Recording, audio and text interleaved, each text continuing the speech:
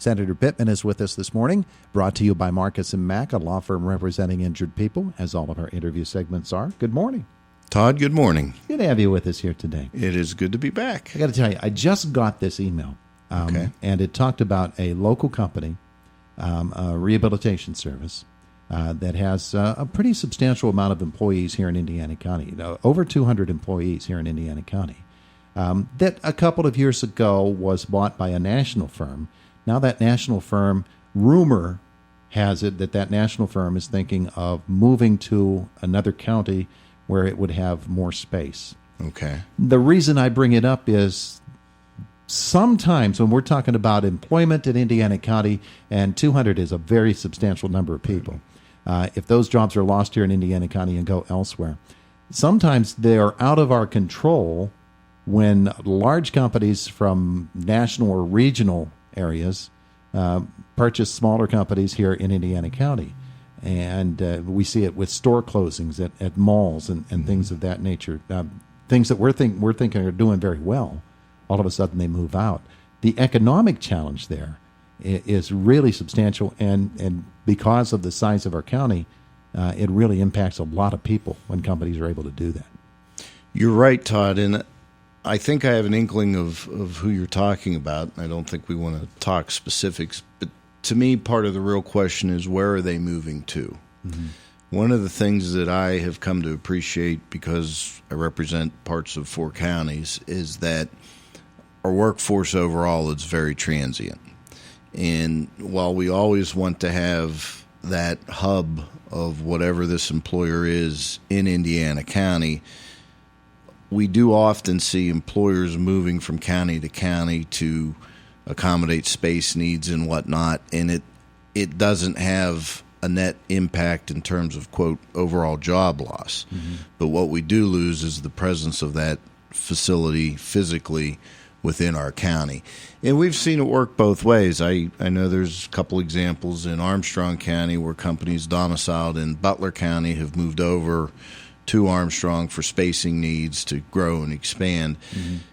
The workforce generally moved with the employer. So, yeah.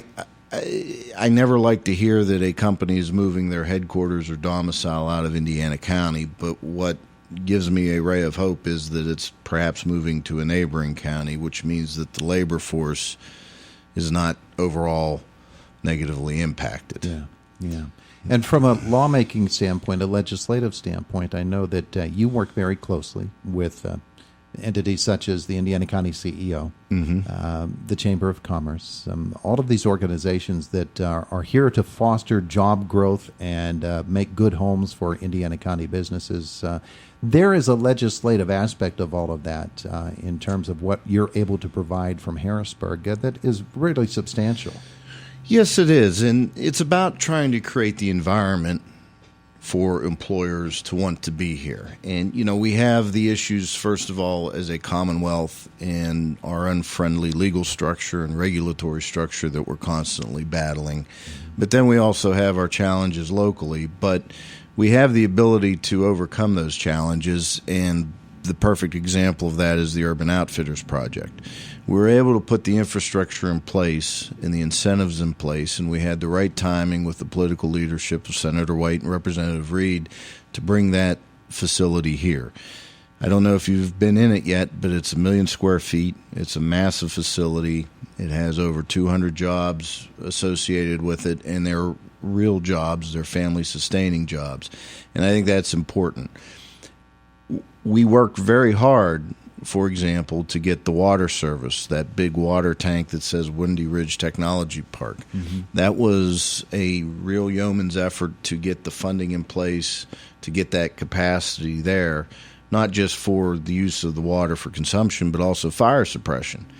And we were able to get that in place. And had that infrastructure not been there, we wouldn't have been able to lure the urban project here. Yeah, that's one of the great things about, when we hear of these things coming in, urban is one example, and there are many others in Indiana County. The groundwork that was laid before there was even the possible tenant identified is what really made it happen. And, it might not get great headlines. It might not be something that the public is all that aware of, but it's really essential work. Well, and look at Diamond Pharmacy Services and the expansion that they've had at the Commerce Park. It's a trip down memory lane in somewhat of a literal sense that they are on Coulter Drive. That was named after a former congressman, Congressman Coulter, who back in the early 90s, as I understand it, secured the funding to make that infrastructure possible.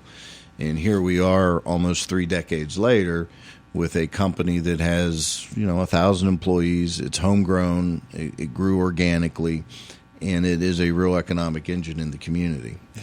So there are those examples, but it does take time.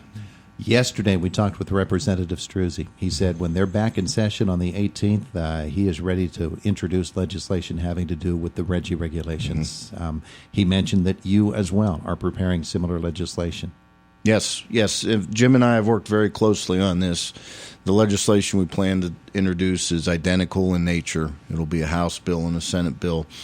And what it works to do is give the General Assembly a voice in this process. We can have the discussion about the issues of the climate, but at the end of the day, whenever Governor Wolf issued his executive order, he said he wanted to collaborate with the legislature.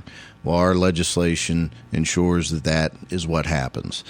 We want to make sure the General Assembly has a voice in this process and has a say in the process if we're going to implement a tax on carbon. And keep in mind, carbon emissions are what we exhale. We exhale carbon. Mm-hmm. And so we're talking about carbon emissions from power plants and taxing that. That should never happen in a unilateral way. That's why we are a co-equal branch of government. And so we're introducing this legislation. It's going to be bipartisan legislation, and it's going to be legislation that's introduced in both chambers. And we're standing up in 2 weeks to say, okay, Governor, you want to collaborate, let's collaborate. Mm-hmm.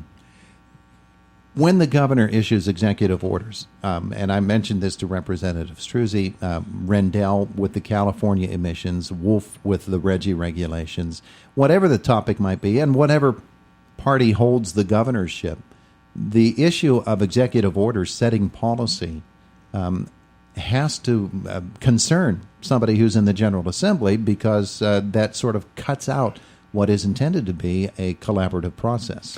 You're right, and what it establishes is what I truly believe exists, which is a fourth branch of government, which is the administrative state. Governor Wolf can set this executive order, and yes, his successor could, in theory, repeal that executive order. But if he's allowed to implement the regulations and put it in place, it's there to stay. Mm-hmm. And then the bureaucracy has it, they have control over it, and they're running it. And that's what's particularly scary about this. In the executive branch, and it happens in both parties, and it happens sometimes in ways we like it, sometimes ways we don't like it. But at the end of the day, whenever they do that, they are stewards of the office. And that order, those regulations stay in effect long after they leave the office, and it becomes this bureaucracy that then trickles down into screwing up our lives in a real-world basis, and we see it every day. 4 power plants go down because of regulations such as this. They're going to stay down no matter what happens in the future in terms of replacing them. That's right. And you'll see our power prices spike. You'll see the jobs that pay that the governor says he wants go away. And at the end of the day, we still won't have a government that works. Yeah, okay. So you've been back here for the election cycle and getting set to go back to Harrisburg very shortly. What are some of the things that you've done while you're here? I know you've got you've got a town hall meeting set up in Chicora next week in Butler County. What's on your agenda? Wednesday, I had a town hall meeting in Middlesex Township, Butler County. As you mentioned, I have one next week again in Butler County. Yesterday, I was down at Blairsville Elementary for their Veterans Day program. This afternoon, I'm going to Penns Manor for their Veterans Day program. I'll be out at the American Legion in Clymer tomorrow night for their Veterans Dinner. This is a very special and important weekend for our country and remembering the sacrifices that our veterans have made. And I'm not a veteran. I've never served. but it's an honor to be part of these ceremonies and to see particularly our young kids learning to respect and honor what so many have sacrificed to give us the freedom we have. Absolutely. And so that's been a very busy time. Election day was very busy. I stopped in and visited 30 precincts of our 68 in Indiana County. Mm-hmm. And I'll tell you, it's an amazing thing to watch in terms of how it operates and how the precincts work and the men and women within those polling places that spend really 15 hours of their day making sure that we have a democratic process unfold and that it's done in a proper way. And it's replicated over and over again through not only all the precincts in Indiana County, but the entire state. It's a pretty special thing to appreciate, particularly this close to Veterans Day. Absolutely is. It is. It's an amazing thing to watch unfold. You're right. Mm-hmm. All right. He is Representative... what's your name again? Joe Pittman with us here this morning. I wanted to say Don White. I'm sorry. Hey, your hair's a different color. There have been a couple times where I've introduced myself as Joe Pittman from Senator White's office. Have you really? Yes. Old habits die hard. They do. But that's not a bad identification to have, is it? No, not at all. All right. Very good. Thanks for being with us this morning. Thank you, Todd. I appreciate it. We appreciate your visit. It is the voice of Indiana County, WCCS, AM 1160 and 101.1 FM.